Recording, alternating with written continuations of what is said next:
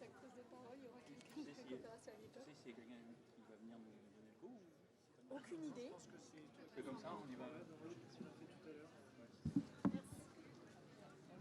en même temps, de toute façon, les gens rentrent, les gens sortent.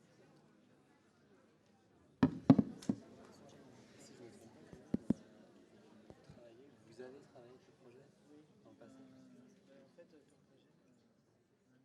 exploitation chez Bonjour à tous.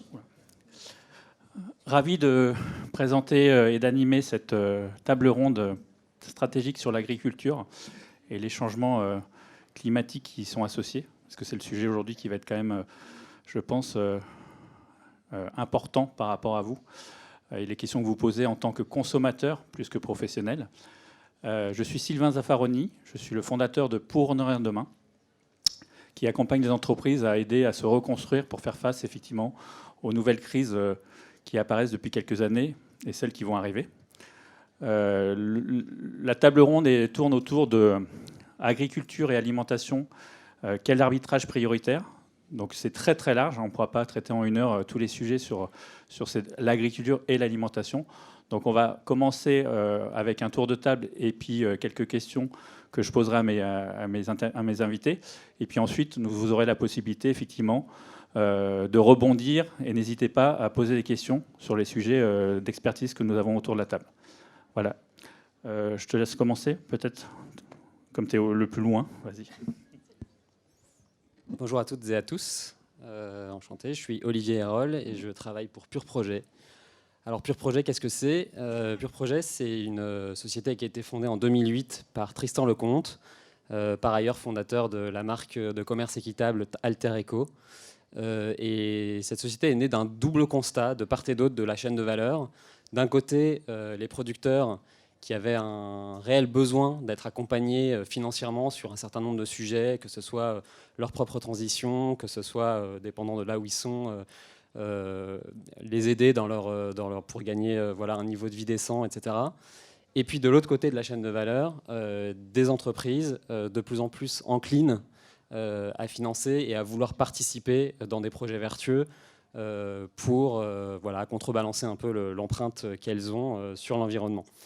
Et donc, c'est précisément l'objet de Pure Projet, de rassembler un peu ces deux intérêts, avec un triple objectif, celui de restaurer les écosystèmes, celui de supporter et d'accompagner les producteurs, et puis de participer finalement à la résilience des chaînes de valeur, des chaînes d'approvisionnement d'entreprises institutionnelles qui sont les financeurs de ces projets et les mandataires. Donc on travaille sur un certain nombre d'interventions, de l'agroforesterie, de la reforestation, afforestation, de la conservation, sur des commodités, pas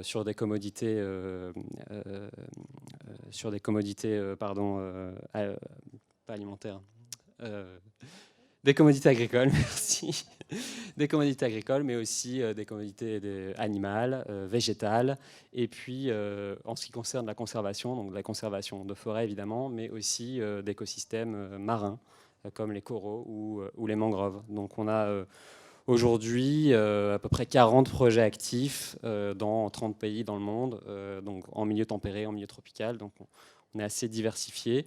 Voilà, et moi, qu'est-ce que je fais chez Pure Projet? Je suis manager de programme sur le secteur du cacao. Donc avec je dirais un focus sur les commodités tropicales de manière générale et du cacao en particulier. Voilà.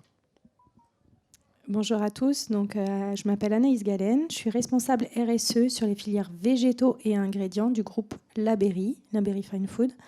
Et donc, j'ai en charge le déploiement de la stratégie développement durable sur nos filières, surtout végétales et aussi laitières et ovoproduits, pour toute la gamme de nos produits qui sont plutôt concentrés sur l'apéritif, donc notamment portés par les marques Blini, Atelier Blini, Père Olive, et puis pas mal d'autres marques distributeurs. Et donc, mon objectif, c'est de travailler en binôme avec les achats pour pouvoir mettre en place des programmes de transition vers une alimentation durable avec nos fournisseurs partenaires qui sont des coopératives, des groupements d'agriculteurs et puis des transformateurs des premières étapes qui peuvent être des stockeurs ou même du tri ou de la cuisson. Bonjour à tous. Donc moi, je suis producteur de volailles de chair et de grandes cultures dans les Deux-Sèvres. Donc je suis un producteur de produits agricoles. Et je représente aussi plus largement les producteurs au niveau national au sein d'un syndicat des coopératives justement qui s'appelle la coopération agricole. Où, juste pour vous faire un résumé assez simplifié, c'est on met en moyen nos communs de production pour valoriser justement les productions de nos exploitations et pouvoir proposer différents circuits de commercialisation ou de transformation qui aboutiront à une commercialisation. Plutôt que de le faire directement sur nos exploitations, on le fait à plusieurs. Et je peux vous donner un exemple, par exemple sur la volaille. Moi, en ce qui me concerne, on est 140 éleveurs. On a regroupé nos moyens humains pour pouvoir avoir un abattoir qui soit dédié à nos productions et qui puisse proposer nos produits sous différentes marques en magasins bio spécialisés et en GMS. Et c'est un exemple parmi d'autres parce que voilà, on peut le faire dans tous les produits agroalimentaires. Et ça pèse à peu près 70% de la production nationale aujourd'hui par ces biais-là de transformation. Et donc, moi, je suis Annabelle Richard, je suis directrice conseil chez Utopie. Utopie, on est une agence de conseil en développement durable. On travaille à la fois avec les entreprises et les territoires, notamment sur les questions alimentaires. On va fêter nos 30 ans cette année et on a publié au printemps dernier, enfin ce printemps, une note sur la résilience alimentaire qui fait partie des travaux de think tank qu'on mène au travers du cabinet qui souhaitait donner un état des lieux des différentes filières, de l'autonomie alimentaire qu'on avait en France et à l'échelle des régions sur les différentes filières et de donner à voir les clés à la fois pour les territoires et les entreprises pour renforcer notre souveraineté.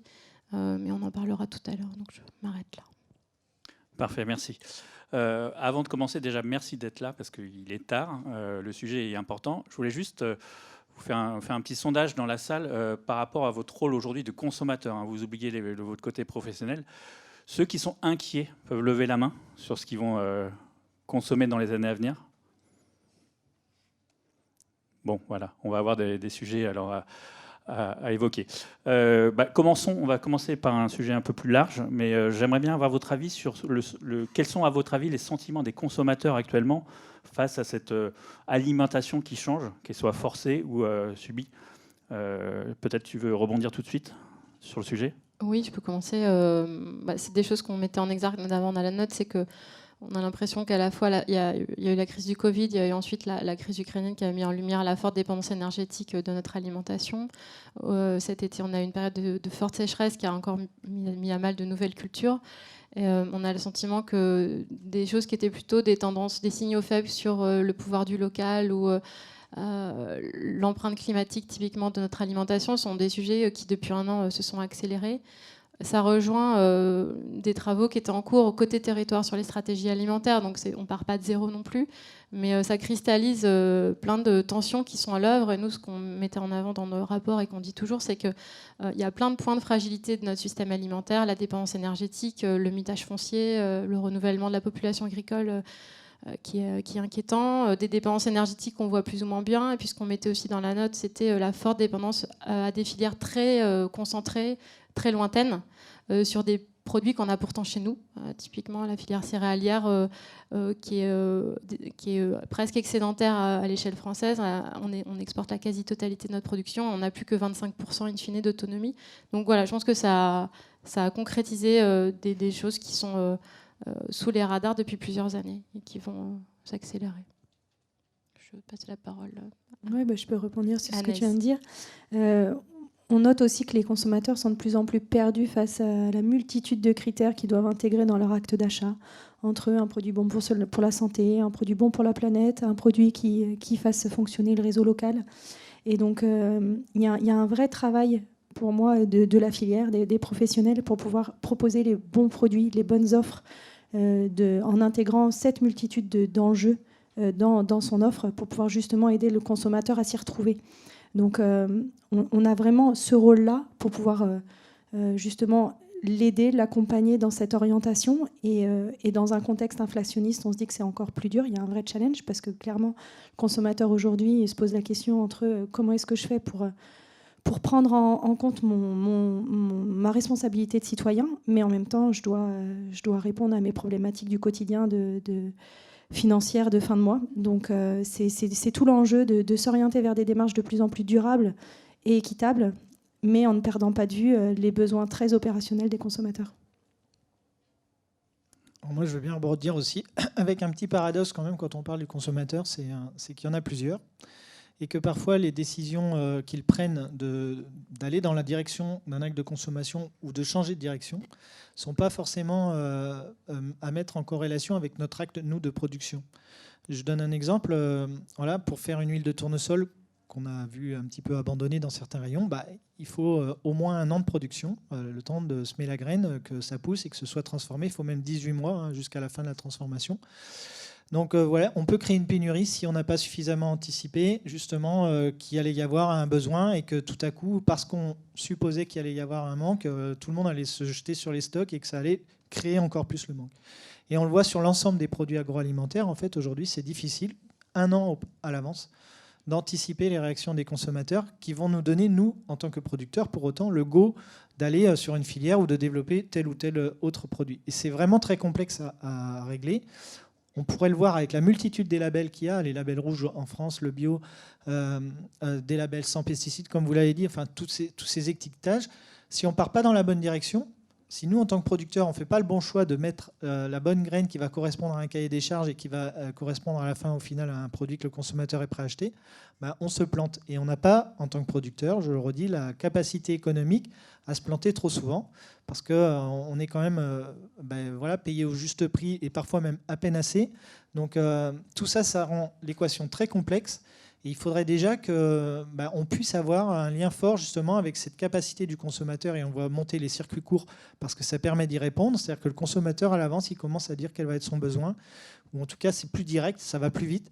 Et donc ça permet de mettre en adéquation ce qui est en production et par rapport à ce qui va être en consommation. Ce qui résout aussi plein d'autres soucis, c'est moins de gaspillage, moins de pertes, parce qu'on va vraiment mettre en production ce qui va être acheté, et les acheteurs doivent nous signaler justement tout ça. Quand on aura réussi à régler cette énorme équation, parce qu'il y a énormément de paramètres et le climat en est un, eh bien, il y aura plus de problème de souveraineté alimentaire, parce que voilà, on essaiera de produire ce qu'on a besoin de consommer, et on évitera aussi de mettre en production des choses qui vont devenir du carburant énergétique, parce qu'on a aussi ce volant-là avec lequel on peut encore jouer. On est autosuffisant, on a cette capacité en France, et parce qu'on a un beau pays qui est bien situé avec un bon climat, de produire la plupart des denrées alimentaires dont ont besoin nos consommateurs. Il faut juste qu'on arrive à se caler justement et bien correspondre à la commande qui nous est passée. Ouais, je ne sais pas si je vais ajouter des choses très intéressantes à tout ce qui a déjà été dit, parce que vous avez couvert pas mal de choses, mais je dirais que de mon point de vue, il y a vraiment effectivement une sorte de flou sur la quantité de labels. On ne sait pas vraiment, en fait, déjà il y a énormément de labels et puis on ne sait pas vraiment comment les prioriser. Qu'est-ce qui est le plus important? Est-ce que c'est que ça soit bio? Est-ce que ça soit local? Est-ce que c'est que ça soit avec des bonnes pratiques agricoles? Est-ce que c'est que ça soit avec une rémunération juste? Donc il y a vraiment déjà un problème de nombre de labels, mais aussi un problème de priorisation. Et en même temps, et ça je rejoins pas mal ce que Jérôme disait, c'est qu'il y a aussi un mouvement de consommateurs qu'on appelle un peu consommateurs, même si je trouve que le mot est un peu galvaudé, pardon, qui de plus en plus est très actif dans ses choix de consommation. Et ça, je pense que c'est plutôt une bonne nouvelle. Quand bien même il peut ne pas avoir forcément toutes les informations. Et puis je pense aussi fondamentalement qu'il y a plusieurs manières de consommer. Il n'y a pas forcément qu'une manière de consommer bien, selon ses propres affinités et selon ses propres degrés d'importance en fait à ce que le consommateur donne à ce qu'il mange. Mais en tout cas, ce que je vois, et même voilà, dans mon entourage très proche, mes parents qui n'ont jamais vraiment regardé ce qu'ils mangeaient avant commencent à vraiment se poser des questions. Et je trouve que ça, c'est vraiment quelque chose d'assez positif en fait, qu'on voit aussi, malgré voilà, tout le flou qu'il peut encore y avoir. Merci. On va rentrer un peu dans le vif du sujet, puisque j'ai entendu parler de local, de souveraineté alimentaire. Donc on parle beaucoup du champ à l'assiette. L'assiette, c'est le consommateur. Mais on va parler du champ, là, pour le coup, parce qu'il y a plein de maillons, mais on peut pas tous les évoquer. Sur le champ, moi, on entend parler de souveraineté alimentaire, d'autonomie, de relocalisation. Quel est ton point de vue, justement, sur le sujet, par rapport à toi qui finalement met en place des filières à l'étranger sur des produits qu'on ne peut pas justement produire en France. Comment tu vois les choses et comment tu vois l'avenir de ce type de souveraineté ou de relocalisation de filières? Oui, en fait, chez Pure Projet, on fait entre autres, non pas complètement de la structuration de filières, mais en tout cas, on travaille énormément sur les filières. Il est évident qu'il y a certaines commodités qu'on ne peut pas relocaliser. Hein. On mange tous du chocolat et on boit tous du café. Jusqu'à preuve du contraire, on ne fera pas pousser du chocolat dans l'Aveyron et ni du café dans le sud de la France. En tout cas, bon, pas encore. Donc ces filières-là, elles seront pas relocalisées voilà, de sitôt. Donc il y a aussi vraiment une réflexion sur ces filières qui ne sont pas relocalisées, mais qui doivent être transformées pour être voilà, plus durables, pour répondre à des enjeux sociétaux, environnementaux et sociaux très importants aussi. Et puis sur les filières qui peuvent être relocalisées, alors là, évidemment, je ne rentrerai pas dans des débats trop techniques parce que ce n'est pas mon domaine, mais en tout cas, je pense qu'il y a une vraie question à se poser sur une réorganisation un peu globale de la manière dont on traite l'agriculture, parce qu'en fait, si on regarde un peu dans l'histoire, l'agriculture s'est énormément spécialisée. On a décidé que certaines régions devenaient spécialistes de production de certaines denrées ou de certaines commodités. Et ça, je pense qu'il y a un vrai enjeu, en tout cas, de réflexion à avoir pour repenser un peu ce modèle de surspécialisation. Et c'est très en corrélation avec justement la subsistance et puis le fait de pouvoir s'auto-subvenir en tant que pays ou en tant que région, en tant que territoire. Ça, je pense que c'est un débat qui mérite vraiment d'être ouvert et développé.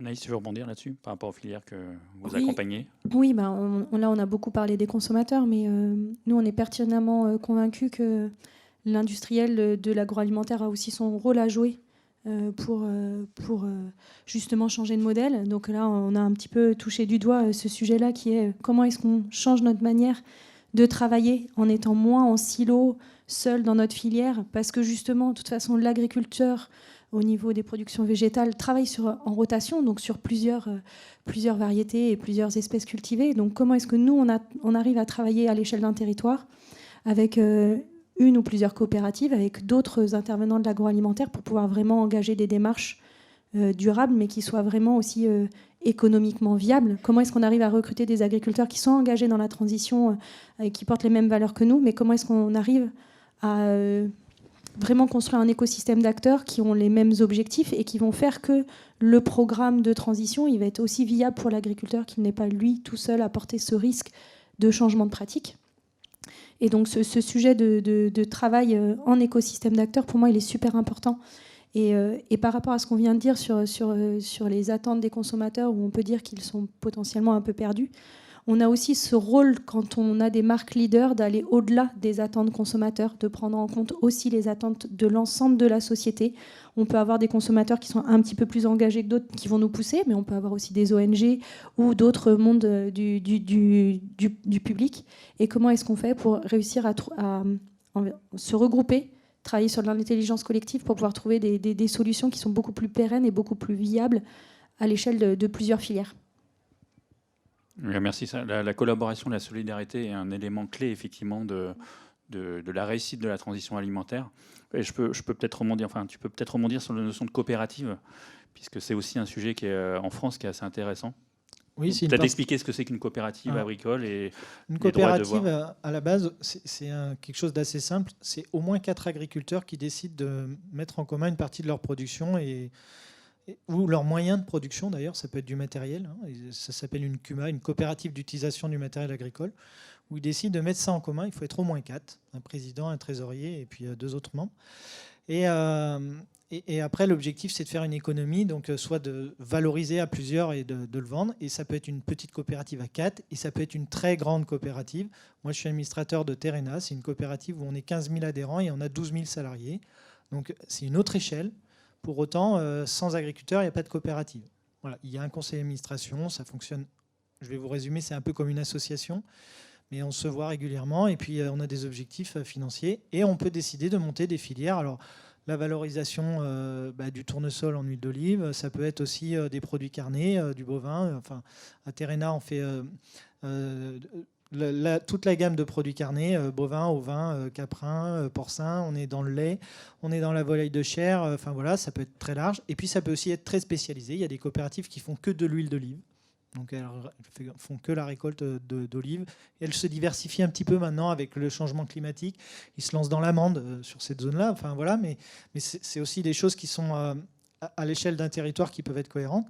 Et au-delà de ça également, je tenais à le dire, c'est qu'on peut avoir sur un territoire un objectif de valoriser une production. Je vais vous donner un exemple, c'est la moutarde.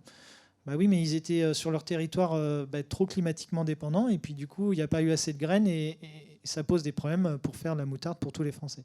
Donc aujourd'hui, il y a d'autres coopératives qui se lancent aussi dans la moutarde, qui disent nous, on va emmener un nouveau territoire. Ça, c'est une approche des filières. Et il y a aussi l'approche des acheteurs en face qui dit mais attendez, nous, on ne veut plus dépendre que de la moutarde de Dijon, donc on va arrêter d'acheter 100% à la coopérative qui est située autour de Dijon et on va demander à d'autres structures d'aller voir. Donc ça pose un autre problème, c'est que nos acheteurs aujourd'hui, par rapport au changement ou à l'évolution climatique, ils veulent diversifier géographiquement leurs appros. On le connaît sur la volaille par rapport à l'épidémie d'influenza aviaire. On le connaît sur la moutarde par rapport à l'évolution climatique. Donc tout ça, ça veut dire qu'il y a une évolution très importante et il faut s'adapter avec des temps de production qui sont relativement longs, quoi. On ne fait pas un magret de canard ou une huile d'olive. Enfin, ça ne prend pas 4 mois, quoi. On est souvent sur quelque chose qui dure plus d'1 an entre la mise en production et vraiment l'arrivée dans un outil. Et donc là, ça revient à ce que je vous disais dans ma présentation au départ, c'est les à-coups des consommateurs qui tout d'un coup se détournent d'un produit parce que c'est plus la mode. Ça, c'est très très mauvais pour créer ces filières. Et si on n'arrive pas à faire des partenariats justement avec des consommateurs ou des engagements, ce sera compliqué. Pour autant, on voit quand même qu'il y a des tendances. On mange trop de viande, on en mange 2 fois trop en France. Enfin, c'est les études santé qui le disent. Donc, il va falloir aller vers une consommation moins carnée. Donc, il faut avoir ça en conscience. On est climatiquement dépendant sur beaucoup de choses. L'eau est un vrai paramètre aussi sur lequel il va falloir qu'on y regarde. On l'a vu cet été, c'est venu dans la presse. Mais on en a conscience, nous, en tant qu'agriculteurs, en tant que producteurs, que tous ces paramètres-là, c'est ce qui va faire que demain, on va intéresser des jeunes futurs producteurs qui vont faire leur carrière, si possible, parce qu'on ne change pas de métier comme ça quand on a des emprunts sur 15 ou 20 ans en tant qu'agriculteur. C'est pas si facile que de changer de poste comme vous pouvez le faire, vous, en tant qu'employé dans vos entreprises. Donc voilà, tout ça, c'est l'équation qu'on a à résoudre. Et les coopératives, elles sont préparées à ça. Et en tout cas, on est armés. Et l'avantage qu'on a quand on le fait en coop, au moins, c'est qu'on est plusieurs à pouvoir se mettre autour d'une table et résoudre. Il n'y a pas d'individualisme. Alors certes, ça va moins vite, c'est souvent ce qu'on dit, c'est notre adage.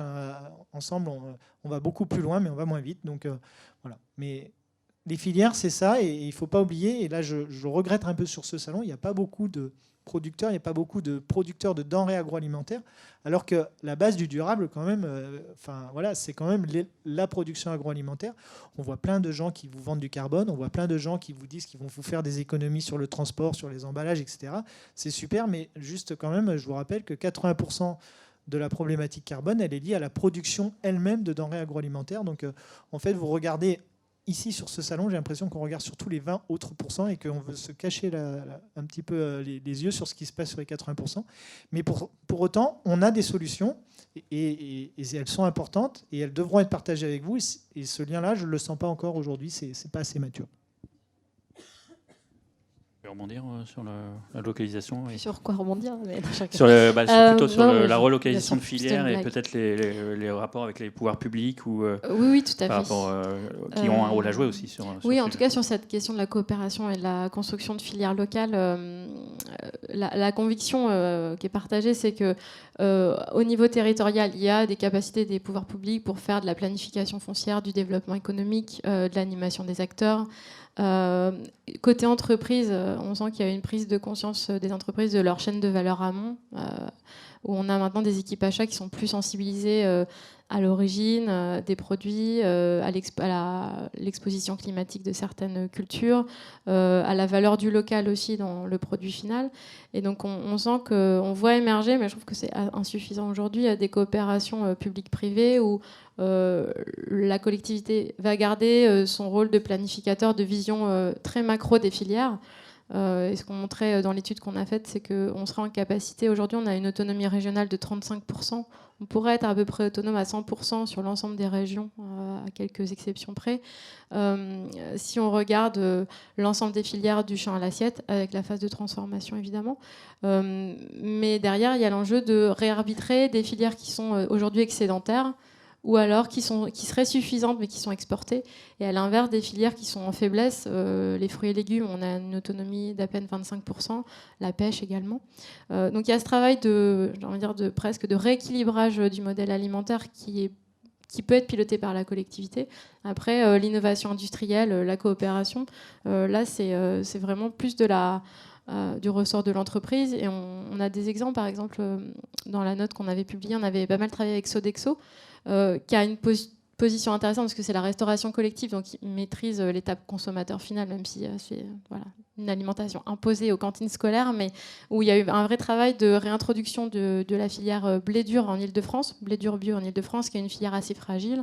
Enfin, j'aimerais bien voir son retour dessus, mais où il y a eu un engagement pluriannuel de Sodexo avec un prix juste pour sécuriser la production, la réintroduction de cette production, et une mise en lien aussi avec l'industriel du sucre. Donc vraiment un travail pour sécuriser l'ensemble de la chaîne de valeur et réintroduire une filière qui sinon n'était pas viable. Et donc ça, c'est un travail que je trouve super intéressant, de synergie entre acteurs publics et acteurs privés, avec cet enjeu final de souveraineté et de transition, en l'occurrence. Et voilà, c'est ces choses-là qu'on pousse, nous, au quotidien. Si je peux rebondir sur un exemple qu'on vit actuellement, on a exactement le même sujet sur notre filière pois chiche, qui est en plus en plein dans les troubles actuels, parce que clairement, c'est moins valorisable de produire du pois chiche que du tournesol ou du colza en ce moment. Donc on a un vrai enjeu de recruter les agriculteurs sur cette culture qui est assez secondaire, qui est moins valorisée que du blé aussi. Donc on a cet enjeu-là. Et vraiment, le parti qu'on a pris, c'est de s'engager sur deux voies.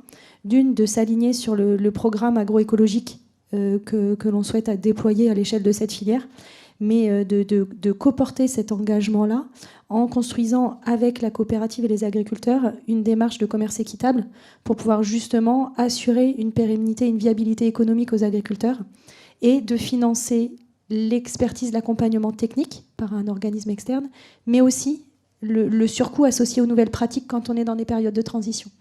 Et donc on en est au début, mais on est impatient de voir les résultats de ce projet-là, et on voit quand même qu'on est confronté à certains challenges qui sont justement comment est-ce qu'on arrive à consolider ce programme-là avec d'autres interlocuteurs de l'industrie agroalimentaire ou d'autres marques qui sont complémentaires à notre besoin en pois chiche sur d'autres produits de la rotation de l'agriculteur, pour qu'on ait vraiment quelque chose à l'échelle du territoire qui soit pérenne.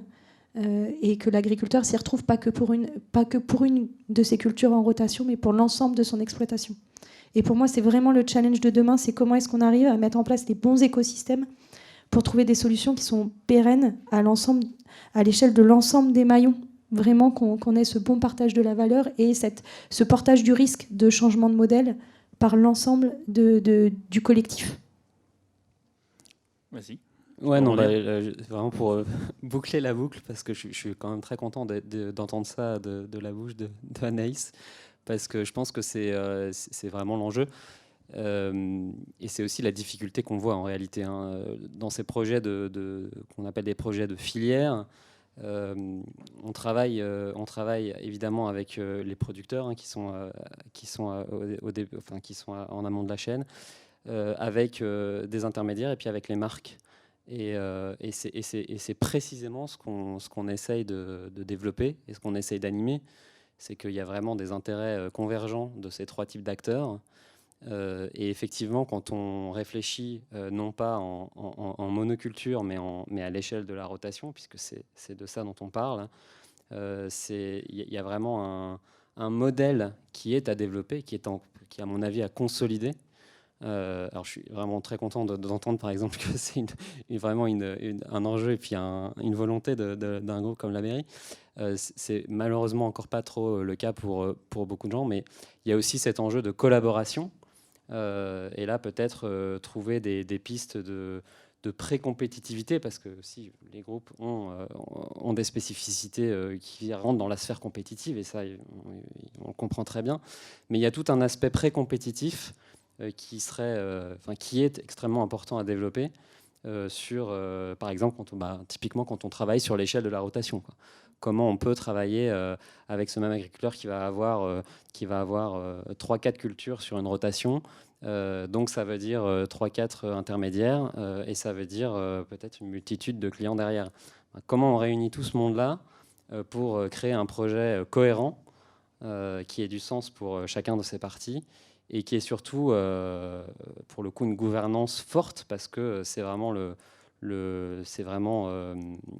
des enjeux le plus importants dans ce type de projet, multi-acteurs, hein, c'est d'avoir vraiment une gouvernance qui décide comment les décisions sont prises, comment on fait les arbitrages nécessaires.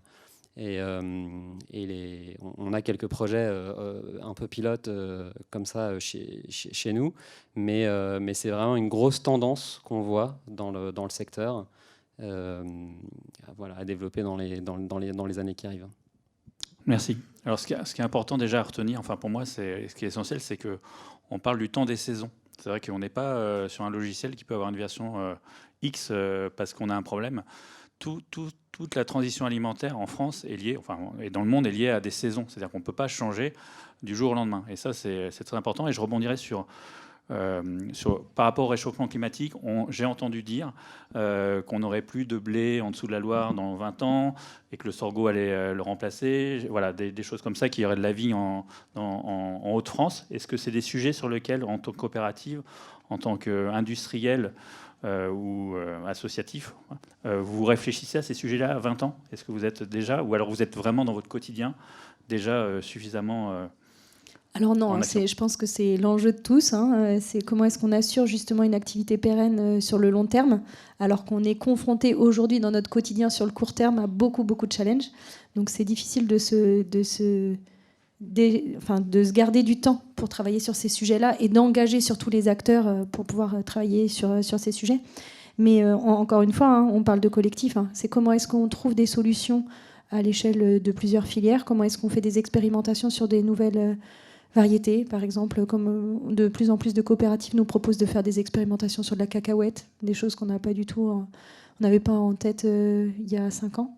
Et c'est surtout, je pense que tu en as parlé tout à l'heure, ce que je trouve intéressant, c'est comment est-ce que les coopératives entre elles aussi discutent pour répartir les différentes cultures dans le territoire, et comment est-ce que c'est pas subi, c'est plus anticipé avec les producteurs, mais aussi avec leurs clients, pour que ça se fasse proprement, qu'il n'y ait pas de problématique justement de désemploi ou justement de trop forte demande.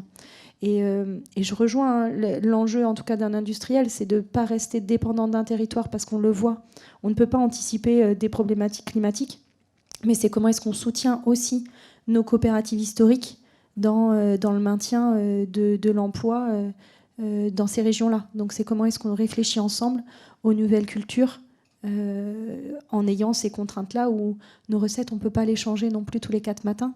Donc comment est-ce qu'on réfléchit aux recettes de demain en l'anticipant énormément et en prenant du coup des risques.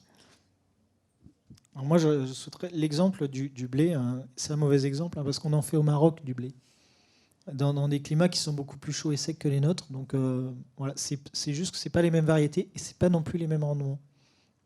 On pourra pas faire du blé à 100 quintaux, ça c'est sûr. Bon, mais voilà. Mais on fera autre chose, hein, parce que voilà, on s'adapte. Moi, j'ai donné l'exemple de l'amande tout à l'heure. C'était pas ou peu cultivé en France. Enfin, aujourd'hui, il y a beaucoup de régions, dans le Gers, dans le Lot, en Corse, ils font de l'amande. Ben voilà, c'est ça, s'adapter. La difficulté qu'on aura, c'est est-ce qu'on aura encore les producteurs qui... Voilà, parce que c'est pas la même façon de travailler. Et je donne l'exemple, par exemple, on entend actuellement parler qu'il y a une ferme sur 2 qui va être à transmettre dans les 6 ou 7 ans. Et en élevage, on en perd beaucoup, parce que c'est un travail pénible qui qui exige 24 heures sur 24, on va dire, de pression psychique de la part du producteur. Et aujourd'hui, c'est pas évident que les jeunes ils veuillent faire ça, en tout cas pas pour le salaire qu'ont eu les gens d'avant. Donc la difficulté, elle sera aussi là à gérer.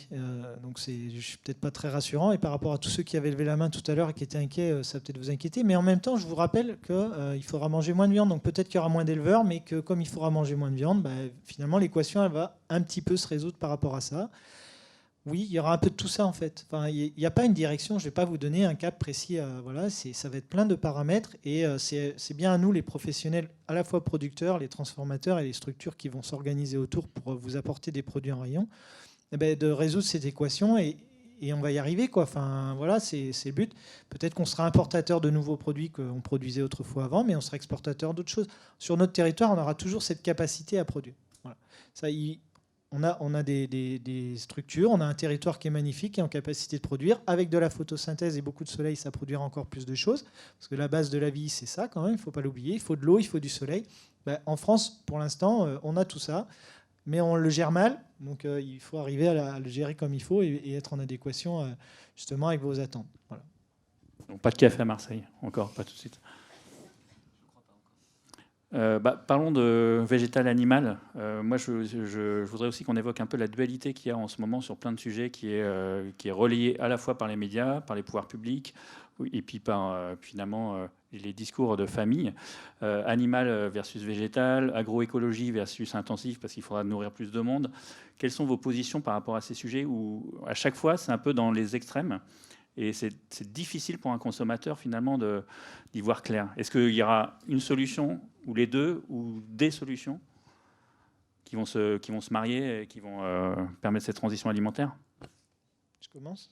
Alors, il y a même un troisième paramètre très important, c'est l'énergie. Parce qu'en fait, il y a production alimentaire et production énergétique. Puis il y a animal et végétal. Et tout ça, c'est beaucoup plus complexe, en fait. Alors déjà, animal ou végétal, il y a parfois des associations qui prônent justement de ne pas manger ou de ne plus manger de viande. À l'échelle d'une vie, ou enfin en tout cas sur une échelle longue, c'est une aberration. Moi, je suis en production bio, je ne peux pas faire des productions végétales sans production animale. Parce que dans le cycle de production végétale, il faut des déjections animales. Et pour bien boucler le cycle de fonctionnement de l'azote, eh bien, il faut un peu aussi, on peut s'aider de légumineuses végétales, mais il faudra aussi des matières organiques. Donc on a besoin de tout. Alors certes, peut-être moins en excès dans certains secteurs que dans d'autres, il y a un rééquilibrage à faire, mais pour qu'un climax, c'est-à-dire un sol, un environnement, enfin ça c'est plus ton domaine, mais fonctionne bien, il faut un peu de tout. Voilà. Donc effectivement, on avait spécialisé des zones. Voilà, il y a des régions où on fait surtout du porc, il y a des régions où on faisait surtout du blé. Eh bien, on a beaucoup parlé d'assolement, de diversification, de rééquilibrage. Tout ça, il va falloir que ça vienne. Ça fait partie de la transition agricole, mais qui est en lien avec la transition agroalimentaire que vous attendez tous, sur laquelle vous pariez demain que tout ce que vous faites dans vos entreprises, en tout cas, ça va se diriger dans ce sens-là. Donc voilà, après, on trouve plein d'études. Végétal, il faut manger que du végétal, ok. Mais moi, jusqu'à preuve du contraire, on me dit quand même que un squelette, un os, il a besoin de calcium et qu'on ne trouve pas le calcium dans le végétal. Donc voilà, je veux bien qu'une fois adulte, on fasse le choix assumé de dire je ne veux plus manger de viande. Mais par contre, l'imposer à un bébé et puis lui dire tu vas faire ton adolescence, mais après toute ta vie, tu vas coûter cher à la Sécu parce que tu vas avoir des problèmes de corps, c'est pas un choix assumé, quoi. Enfin, voilà. Donc après, on peut être militant dans un sens ou dans l'autre, mais peu importe, ce qu'il faudra, c'est qu'il y ait un peu de tout pour rééquilibrer les choses. On voit bien également que cet aspect de l'énergie avec le gaz va venir aussi en concurrence de la production agroalimentaire. Tout à l'heure, vous disiez qu'on était exportateur de certains produits. On voit se développer par exemple des unités de biogaz, de méthanisation, qui viennent en concurrence de l'élevage.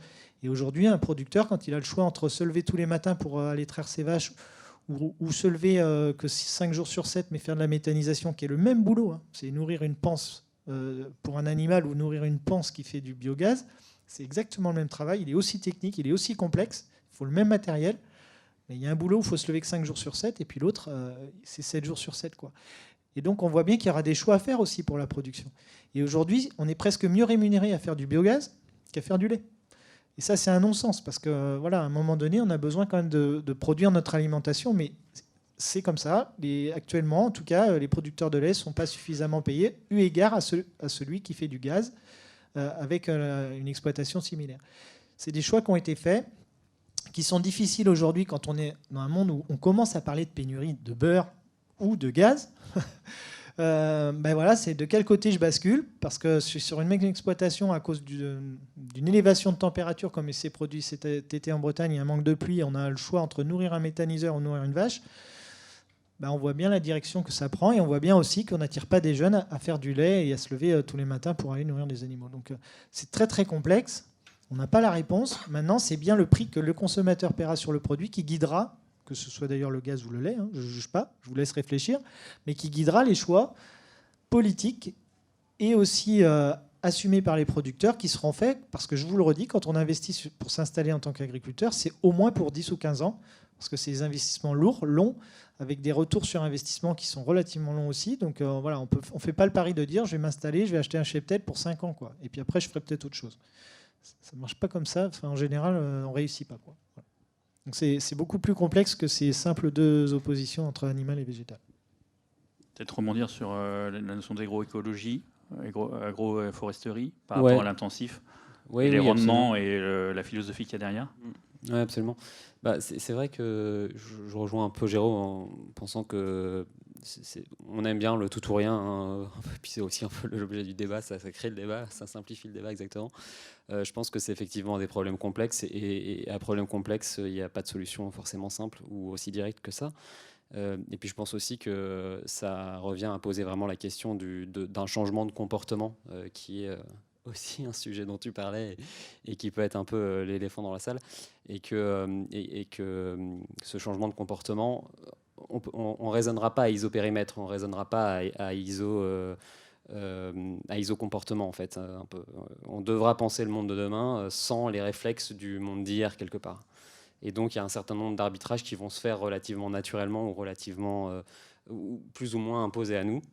Voilà. Et puis sur la question de agroécologie versus agriculture intensive, ça c'est pareil, je pense que c'est un peu trop simplifier le débat de tirer à boulet rouge sur l'industrie, sur l'agriculture intensive qui certes est délétère, mais on ne va pas la changer du jour au lendemain, et puis il faut surtout qu'on l'accompagne. Et c'est un peu c'est un peu les mêmes débats qu'il y a sur la mobilité. Mobilité douce, c'est super, mais il faut encore qu'on en ait les moyens et qu'on donne aux gens les moyens d'accéder à cette mobilité douce. Donc je pense que c'est un peu la même idée. La transition est nécessaire. Évidemment, des pratiques agricoles plus durables, plus saines sont absolument nécessaires. Maintenant, c'est sur du temps relativement long. C'est pas qu'on ne change pas ces pratiques agricoles comme ça, puisque d'ailleurs, en fait, c'est pas simplement les pratiques agricoles, c'est aussi un système dans son ensemble qui impose aujourd'hui l'agriculture intensive. Et c'est tout un système sur lequel on s'appuie depuis 50, 60 ou 70 ans, qui a repensé aussi dans le même temps. Donc c'est la direction dans laquelle il faut aller. Mais encore une fois, je pense qu'il faut... s'en donner les moyens et puis ne pas changer juste un élément. C'est plutôt c'est un peu systémique quoi, comme sujet. Annabelle, tu veux rebondir sur par rapport au terrain? Non, mais je partage le fait que la réponse est très complexe, donc des réponses binaires sont forcément erronées. Et donc oui, que l'approche est plus systémique. Mais je pense que... Et Anaïs, toi, que tes produits sont au supermarché. Alors, et cette dualité du consommateur qui dit moi je veux manger bien, pas cher. On mettra déjà pas en opposition les filières animales des filières végétales, puisque dans notre groupe on propose une variété très large et de gamme végétale et de gamme animale, et on l'assume. Justement, c'est plutôt cette complémentarité entre les différentes filières qui est super intéressante, puisqu'on peut justement bénéficier de bonnes pratiques dans une filière et réfléchir à comment est-ce qu'on peut le déployer en l'adaptant à d'autres filières.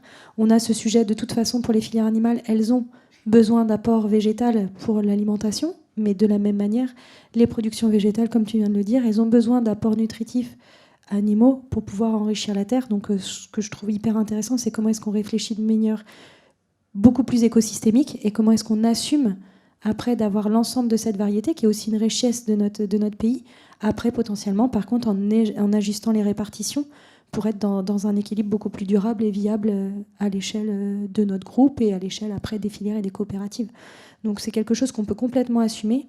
Et puis pour rebondir, prenez le bio ou prenez un cahier des charges restrictif et limitant, je pense que c'est pas l'avenir parce qu'on le voit hein, en fonction des conditions pédoclimatiques de chaque territoire et de chaque exploitation, on va avoir des enjeux qui sont légèrement différents et donc il faut adapter les modèles. Donc se fixer un modèle unique ne résolvera pas le sujet. Et le dernier point aussi où je souhaite vraiment accentuer le sujet, c'est que de dire par exemple, voilà, les légumineuses c'est l'avenir, il faut qu'on y aille.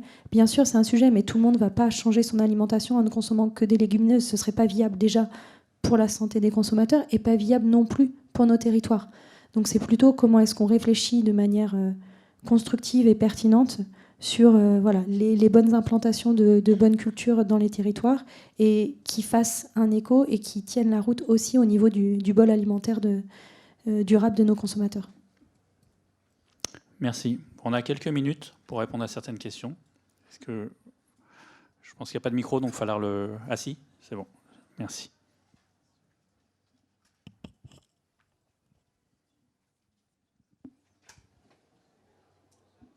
Oui, bonjour Anne-Claire Asselin. J'ai un bureau d'études qui s'appelle Sayari qui travaille sur l'empreinte des produits alimentaires. Vous parlez beaucoup de système, d'approche systémique.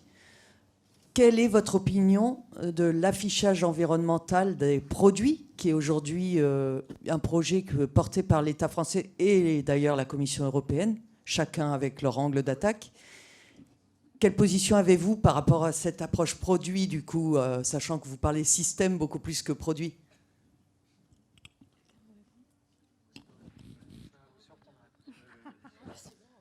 C'est le paysan qui va vous répondre.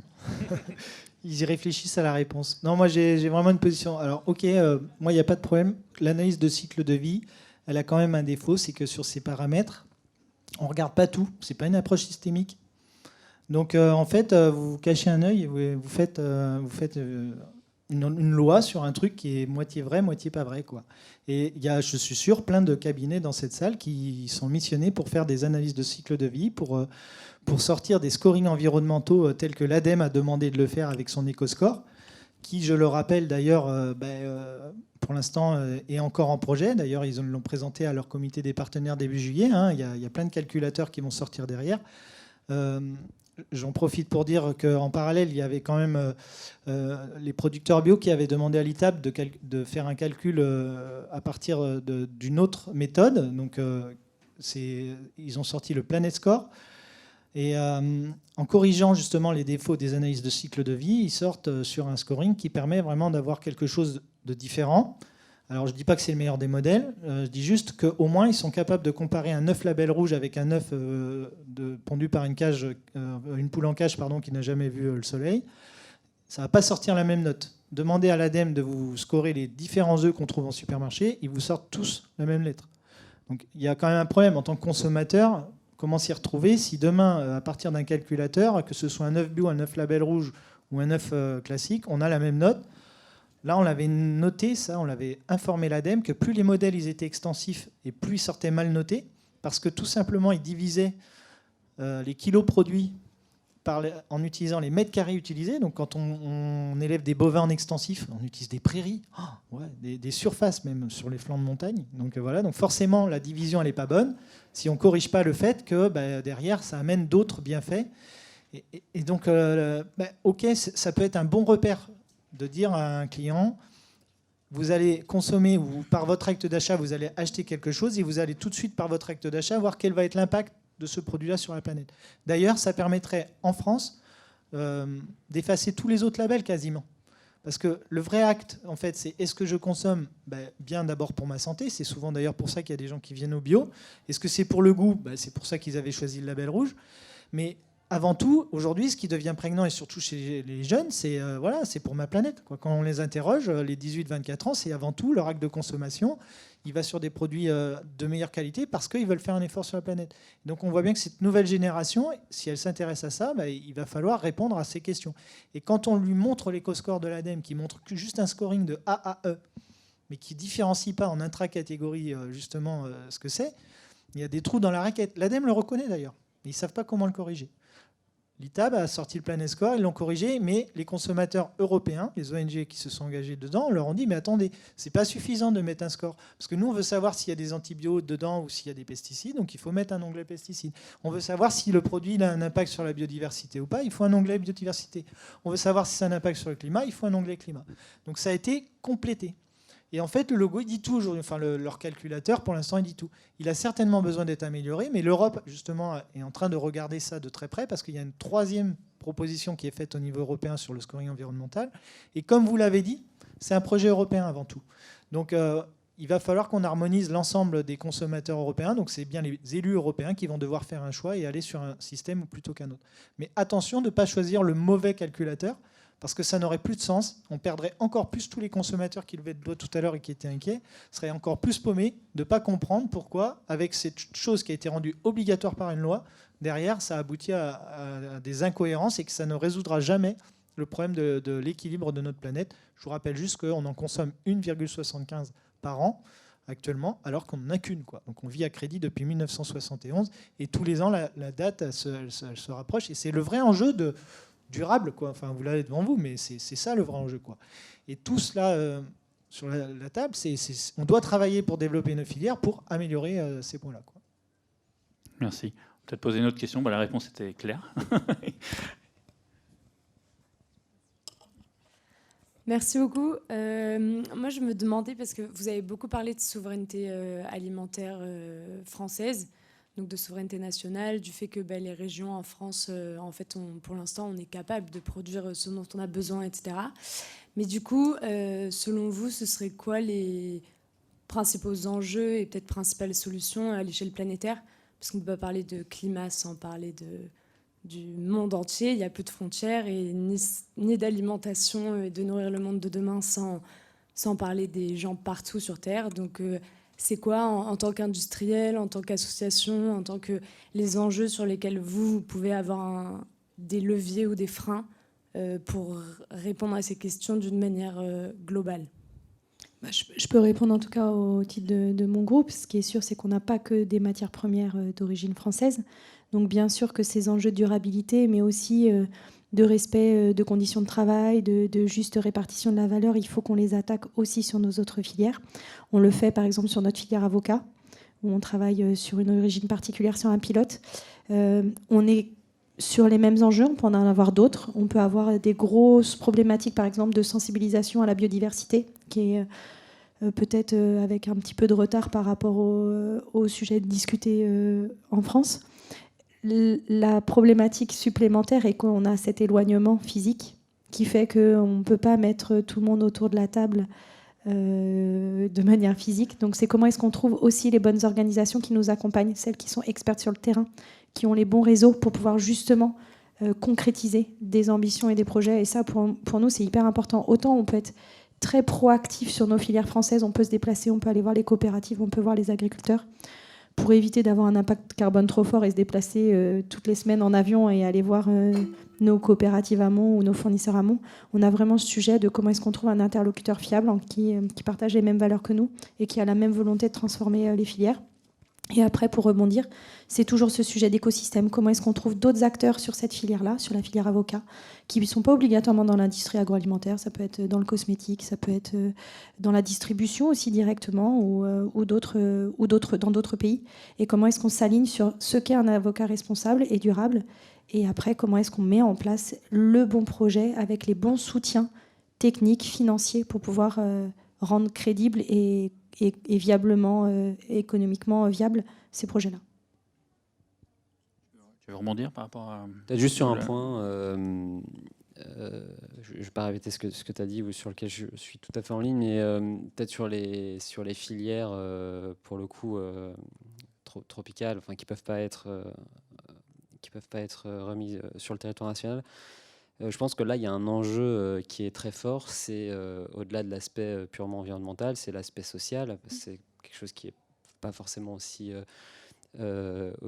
flagrant chez nous. Et le problème de la répartition de la valeur. La répartition de la valeur est extrêmement déséquilibrée sur certaines filières. Alors sur le cacao et le café, je peux vous en parler un petit peu plus parce que je le connais bien. Mais pour vous donner un exemple, sur une tablette de chocolat, il y a moins de 10% qui revient en amont de la filière, c'est-à-dire coopératif producteur. Moins de 10%, sachant que il y en a pas loin de 60 qui est partagé entre le transformateur et le distributeur. Donc il y a un vrai enjeu de répartition de valeur sur la chaîne totale. Et ça, pour le coup, les industriels ont un rôle à jouer. Alors pas tout seuls, bien évidemment, parce que là aussi, on reparle un peu de sujets systémiques. Mais les industriels ont un rôle à jouer. Évidemment, les législations et le cadre législatif a un rôle à jouer. Les associations ont un rôle à jouer. Mais c'est, je pense, un des enjeux principaux sur ce genre de filière sur des aspects de durabilité. On a souvent tendance à oublier le volet social, mais qui, dans ces filières-là, est extrêmement, extrêmement proéminent. Et je te rejoins complètement, c'est le premier frein en fait au déploiement des programmes. C'est si on n'a pas un bon partage de la valeur, du coup on a beaucoup plus de difficultés à entraîner et à débloquer des problématiques de conditions de travail, de non-respect du droit du travail, mais ça peut être aussi d'accidentologie ou de pratique, parce que la première problématique des agriculteurs dans certains pays, c'est juste de subvenir aux besoins minimums. Donc comment est-ce qu'on met en place un territoire fertile pour pouvoir engager des programmes de durabilité ? Une dernière question. J'en ai deux très courtes, mais il y a le monsieur aussi. Allez-y. Alors je me lance. Bonjour, merci pour la conférence. La première question, j'ai bien compris qu'il ne fallait pas être extrême, mais dans la catégorie élevage, est-ce qu'il n'y a pas un certain nombre de pratiques qui peuvent tout simplement être arrêtées ? Je veux dire par là que, enfin moi je suis breton, j'ai été dans des élevages bretons, il y a des trucs, enfin on a inventé le mot volaille, mais c'est pas du tout une volaille, quoi. Enfin c'est beaucoup trop petit, ça ressemble à rien, parce que c'est ultra intensif. Ma première question c'est, est-ce qu'il y a un certain nombre de mesures qu'on pourrait prendre pour bannir certaines pratiques, pour permettre à l'agriculteur de mieux s'y retrouver économiquement, un peu plus de bien-être animal, etc. La deuxième question, peut-être plus large, c'est quel est l'impact technologique dans l'agriculture qu'on pourrait... quelle perspective on a en termes de développement technique dans les agricultures ? Est-ce qu'on devrait plutôt aller vers plus de sobriété, plus de retour à l'agroécologie, à moins de technique ? Ou alors est-ce qu'on doit faire un saut en avant afin d'augmenter au maximum des rendements ? Parce que je veux bien là aussi qu'on ne soit pas l'un ou l'autre, mais ça semble difficile d'être dans une perspective de faire l'un et l'autre. Qu'est-ce que vous en pensez ? Merci beaucoup. Alors sur la première question, je vais répondre, ça va aller assez vite. Il y a au niveau européen, il y a ce qu'on appelle un European Chicken Commitment sur les volailles, par exemple, par rapport au bien-être. D'ailleurs, c'est que sur les volailles que ça fonctionne très bien, parce que l'idée était de le mettre à l'ensemble des productions carnées. Donc il y a des règles qui ont été éditées avec des poids au mètre carré, l'arrêt des cages d'ailleurs, l'arrêt des poules pondeuses en cage, c'est programmé pour 2025. L'ensemble des filières s'était mis dans cette mouvance, dans cette transition qui prend du temps quand même par rapport à des gens qui avaient récemment investi. Mais en tant que consommateur, vous, depuis 6 mois, enfin depuis 1 an, vous êtes en train de prouver que c'est à tort qu'elle s'y est mise parce que vous vous remettez à acheter de l'œuf en cage, qui est codifié sur les boîtes d'œufs. Ça va de 0 à 3 ou à 4, je ne sais plus. Mais en fait, c'était expliqué au consommateur, et en fait, le consommateur a l'effet inverse parce que c'est l'œuf le moins cher. Et aujourd'hui, avec la contraction de votre pouvoir d'achat ou de notre pouvoir d'achat en tant que consommateur, qu'est-ce qu'on fait ? On se dit, tiens, moi j'ai envie de partir cet été en vacances, donc je vais plutôt acheter les œufs pas chers. Voilà, donc c'est contradictoire. Pour autant, il y a quand même toujours l'European Chicken Commitment avec des objectifs qui ont été fixés par l'Europe. On sait que les lois, ça ne fait pas toujours changer les choses, mais ça donne un cap, et que des fois, il faut un peu plus de temps que le cap fixé final, mais en tout cas, il y a un cap avec une désintensification globale des systèmes agricoles, quels qu'ils soient. Et sachez-le, les agriculteurs, quand ils produisent sur ces méthodes-là, c'est pas toujours de gaieté de cœur, parce qu'ils voient aussi qu'on peut faire mieux, mais des fois, économiquement, ils n'ont pas le choix non plus. Donc, c'est ce qu'on appelle la transition, c'est-à-dire qu'on part d'un modèle et on va vers un autre. Et nous, en tant que producteurs, bien sûr qu'on veut aller vers quelque chose de mieux. Moi, je suis éleveur de volailles bio, j'ai fait ce choix-là. Maintenant, c'est pas forcément le rendement que j'ai visé, c'est la marge. Parce qu'effectivement, élever des volailles bio, c'est aussi faire des cultures bio, il faut bien les nourrir. Donc je ne vais pas faire des cultures conventionnelles. ben, je vais faire 2 fois ou 2 fois et demi de rendement en moins que si j'avais fait les mêmes cultures en conventionnel. Mais je vise la marge dans mon système, sur mon entreprise, entre guillemets, on va dire, sur ma ferme. Voilà, et donc, c'est là qu'il faut changer un petit peu le modèle. Il faut arrêter de dire en agricole, on vise tel rendement. Voilà. Non, ce qu'il faut voir, c'est qu'est-ce qui reste à la fin à l'agriculteur pour vivre et qu'est-ce qu'il a produit sur un territoire, parce qu'on est bien à parler de durable. Donc, quel est l'impact de cette exploitation sur ce territoire et comment il développe les synergies, vous en avez parlé, et comment on est efficace avec les partenaires qu'il y a sur ce territoire, comment on développe de l'économie. Et ça, c'est possible, ça fonctionne sur le papier. Voilà, ça s'appelle de la diversification. Mais effectivement, on sort du modèle avec un seul type de production, comme vous avez pu le connaître dans votre région, ou seulement 2 types de production. C'est complexe, mais le monde agricole, il est déjà dans cette mouvance-là d'évoluer, parce que d'abord, nous, on veut continuer, certains d'entre nous, à être agriculteurs demain et à gagner notre vie. Et puis, on veut continuer aussi à être fiers de voir que nos produits sont consommés par vous. Enfin, voilà, on ne fait pas un produit pour qu'il ne se vende pas, quoi. Mais c'est bien le consommateur, par son acte d'achat, qui va dicter notre méthode. On en revient à la question de départ, qui va dicter notre méthode et nos investissements pour les années à venir sur des temps beaucoup plus longs que les décisions que vous pouvez prendre sur les même pas 10 secondes quand vous êtes devant un produit en rayon, quoi. Alors, une toute dernière question. J'ai vu devant, il y avait... Voilà. Oui, bonjour. Je voulais juste revenir sur l'aspect de diversification des filières qui, pour moi, me semble essentiel à la transition agroécologique. Vous n'avez pas tellement... Comment dire ? La spécialisation des filières a été faite au moment de la révolution industrielle. Donc, quand on parle de rediversifier les filières, on remet en question le modèle industriel, incluant aussi le modèle en coopératif. Donc, est-ce que vous pourriez me dire si vous avez une vision de ce qu'est la coopérative, en parlant d'une grande coopérative, ou l'industrie de demain? Est-ce que c'est une usine qui va se fournir des milliers de tonnes dans une région, ou est-ce que c'est des usines réparties sur un territoire qui va se fournir auprès d'agriculture en local? Parce que là aussi, il y a la question de souveraineté alimentaire. Donc voilà.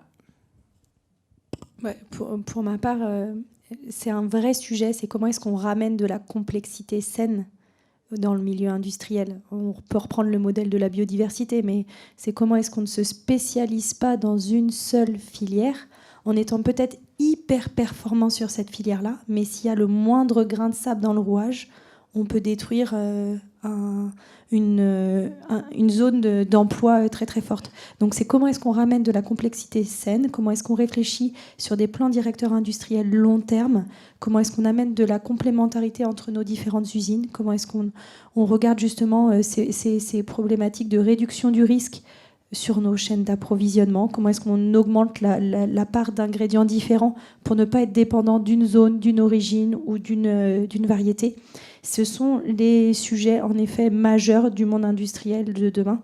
C'est comment est-ce qu'on réfléchit aux recettes de demain, comment est-ce qu'on réfléchit à nos process pour être d'une part quand même performant, puisqu'on a toujours cette problématique de compétitivité face à nos concurrents, mais en amenant, en tout cas en enlevant ces dépendances à une seule filière ou à un seul process. Donc je vous rejoins. Après, je n'ai pas de réponse aujourd'hui, mais ce qui est clair, c'est que ce sont des discussions qu'on a clairement en cours, et ce sont des réflexions qu'on doit toujours garder en tête dans nos choix industriels. Merci. On a fait l'heure.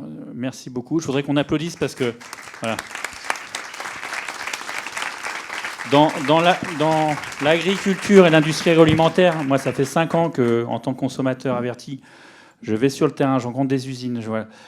C'est un milieu vraiment incroyable qui veut vraiment participer à la transition alimentaire. Alors oui, ils ont des défauts, oui, ils évoluent, mais en tout cas, je peux vous dire que les marques et les agriculteurs sont là pour vraiment nous sauver. Voilà, donc il faut au quotidien, et c'est vraiment, comme on disait, vous consommez, vous votez. Donc n'oubliez jamais qui sont derrière ces produits, en fait. Voilà. Merci, bonne soirée.